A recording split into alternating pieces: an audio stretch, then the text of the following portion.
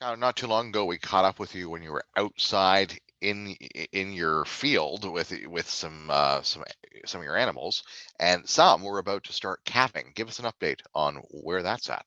Yeah, yes, Chris. It nice to be inside talking to you today, but spend a lot of time outside lately. So as people may or may not know, my family, we have a small cow calf operation. We have about 60 cows in Western Quebec, and we choose to calve most of our calves out in January and February, and so we're now a week into the new year, and we've got 15 babies on the ground. We had one come this morning, and we've been pretty lucky. It's been a bit different. It's been a mild start to 2023 for us at home.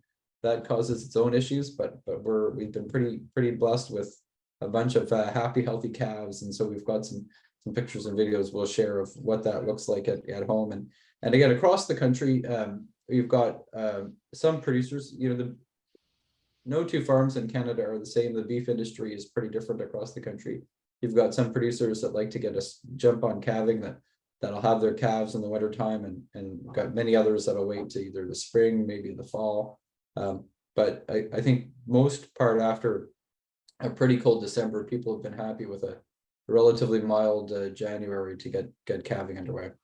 And what goes into that decision as to whether or not it's winter, spring, summer, fall?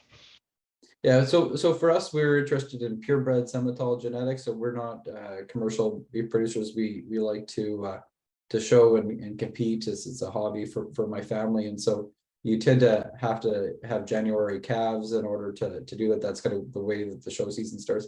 I think traditionally back in the day, a lot more calves were born in the winter because that's kind of the way that it was done. But as demand for beef has changed, as kind of the beef supply chain has changed, again, more people have gone to spring and spring and fall calving. It also, I think we like it at home because we've got cameras. We watch calves all the time. We can keep a pretty close eye on them. When they're calving in the spring, we have some cows that calve in the spring. You don't maybe see them the same way. It's just different. But so much of what farming comes down to is a lot of kind of what's that intersection of what makes good business sense, what works for your system, your setup, what you personally prefer, and different farmers make different decisions at the end of the day because of that. And for commercial beef producers, what's the outlook for them, and what does that outlook mean for consumers, people who want to buy a good steak or make a burger?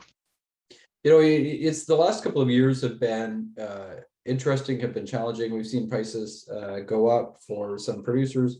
We see demand around the world um, under pressure, but there's a lot of opportunity. The feed costs that have gone up as because of inflation, because of the war of Ukraine, are certainly having an impact at the end of the day.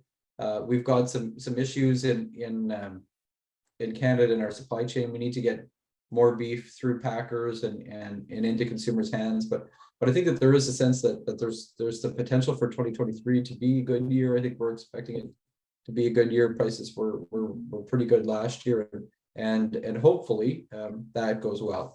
That being said, again, the impact of feed prices, the impact of a possible recession. When you talked about people making a stake, when people start to make less money, or they're concerned about their future, they tend to go away from those higher end or middle cuts and eat ground beef instead. That has a kind of a variety of different impacts. The other thing that's always a big issue for or a potential concern for the beef industry in Canada is, what about international markets? We export quite a bit of beef around the world. The Canadian dollar, as it goes up or down, can either help or hurt that. It's gone up in the last couple of months, and that has a bit of an impact. It depending on what happens with the economy, it may go down. That may change things as well. But there's a lot of moving parts. But hopefully, 2023 will be a good year for beef farmers in Canada. And a lot of moving calves on your farm. Congratulations and Thank you. good success with that. Thanks so much.